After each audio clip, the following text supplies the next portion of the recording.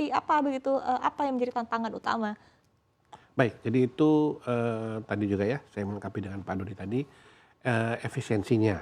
Artinya efisiensinya berkaitan tadi, karena terlihat sekali, terutama dalam hal spread suku bunganya.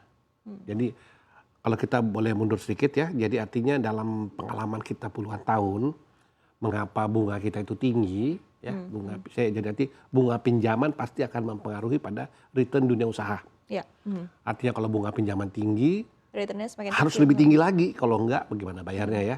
Nah, return tinggi kan risikonya juga tinggi ya. Ya. Bisnisnya jadi berisiko. Tapi sebelum ke sana, saya coba mundur ya. Secara teori, itu kalau kita langganan nih inflasi tinggi, kecuali dalam tahun-tahun terakhir sejak Covid, mungkin tahun lalu masih 5 ya. Tapi tahun ini kayaknya juga rendah.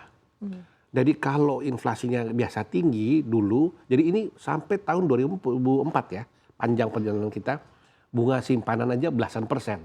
Simpanan ya, mungkin malah bisa 14% ya.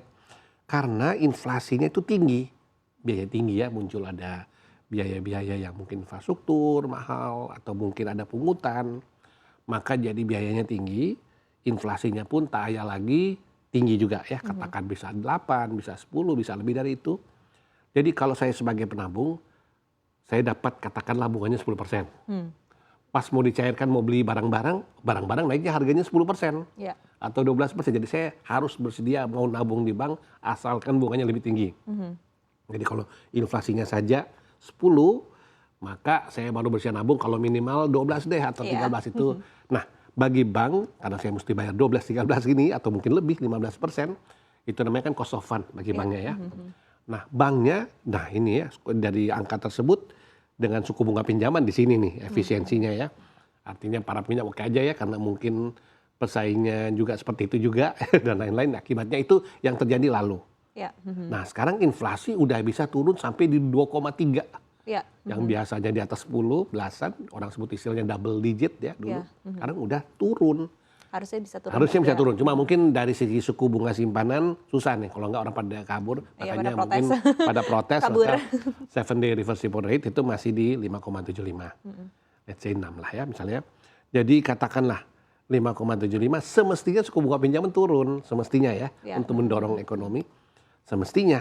Tapi kelihatannya nggak mudah ya, nggak mudah. Jadi ini problem bisa dibilang saling nunggu ya, atau ya mana siapa sih mau turun duluan. Ada problem tadi ini yang masalah kita boleh sebut ya, ini efisiensi itu dalam hal seperti ini, artinya kita nggak tahu nasabah kita nih ya. Mungkin ada risiko nggak kebayar.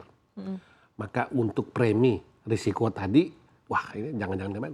Tapi semakin tinggi kita naikin suku bunga kan semakin susah dia bayar pinjamannya ya. Jadi ini bolak-balik lagi nih. Jadi problem ini kalau di luar, kalau kita boleh bandingkan tanpa bermaksud merujuk ke suatu bank atau beberapa bank di satu negara, tapi kondisi ini di luar itu memang namanya fee based income-nya kenapa bisa lebih tinggi daripada pendapatan interest base-nya, karena rajin mengembangkan produk. Jadi tidak kasih kredit terus lepas, tapi supaya juga kreditnya lancar, dibantulah karena rata-rata korporasi dimanapun kan ada problem dalam pengelolaan, orang sebut mungkin cash management atau asset management, mungkin dalam kegiatan-kegiatan transaksinya yang mengglobal atau mungkin dalam rangka M&A. Jadi satu itu karena memang kurang mengembangkan produk-produk yang fee based. Ada sih, ada, tetapi masih dalam sisi pendapatan paling juga 30%, paling 20-30% ya. Sementara negara bank-bank papan atas dunia yang bisa kita mungkin dari sisi aset di luar 100 ya. Ini dia boleh 50 yang di atas itu bahkan sampai puluhan ribu asetnya.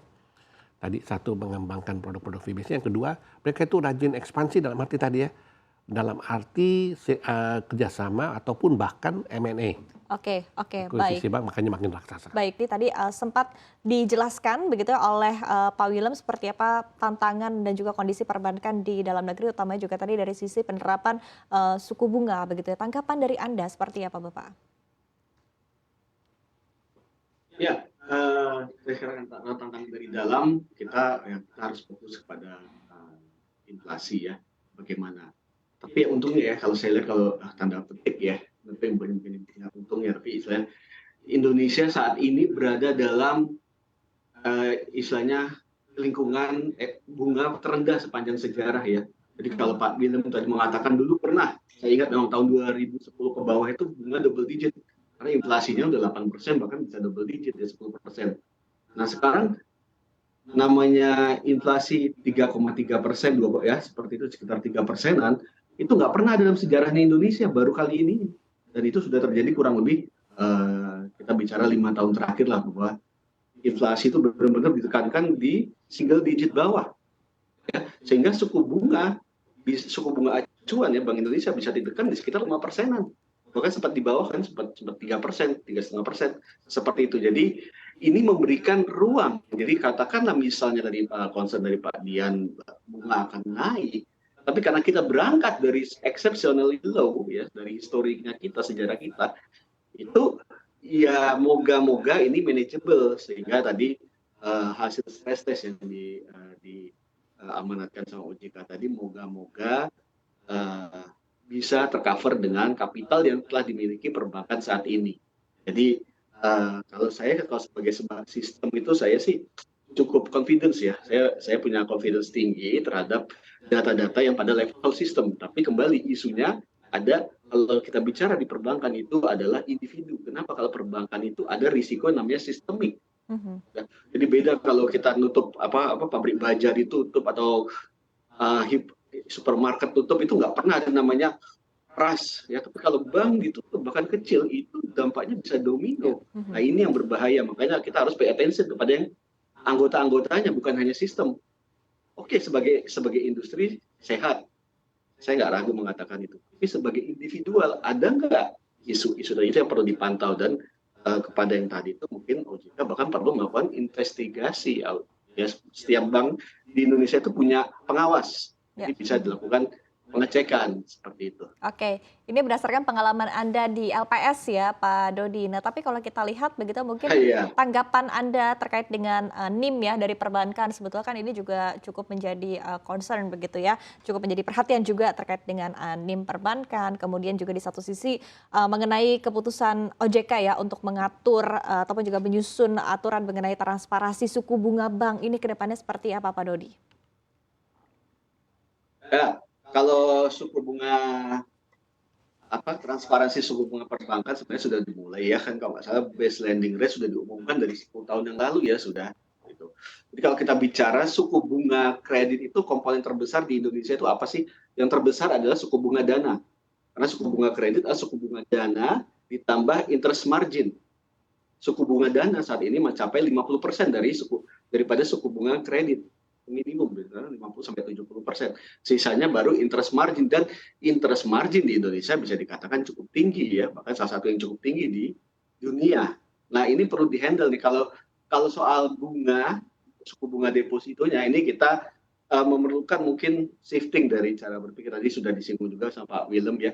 Jadi Indonesia ini masyarakatnya cukup unik ya. Jadi namanya simpanan di bank itu adalah investasi. Kalau kita di negara maju, simpanan di bank itu untuk likuiditas, untuk jaga-jaga, untuk kita keluar, untuk transaksi, bukan buat memperoleh hasil.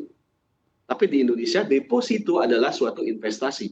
Jadi mereka expect bunganya harus di atas inflasi. Nah kan itu, kalau enggak ya kegerus kan, tadi seperti Pak Bill mengatakan. Kalau inflasi 10%, bunganya deposito 10% kan nggak menghasilkan apa-apa. Nah itu. Jadi itu di-expect sama masyarakat Indonesia, nasabah-nasabah, sehingga ya perbankan punya batas bawah, istilahnya floor. Jadi bunga mungkin turun lebih rendah daripada inflasi. Kalau nggak, ya perbankan kita akan mengalami masalah nanti. Nggak.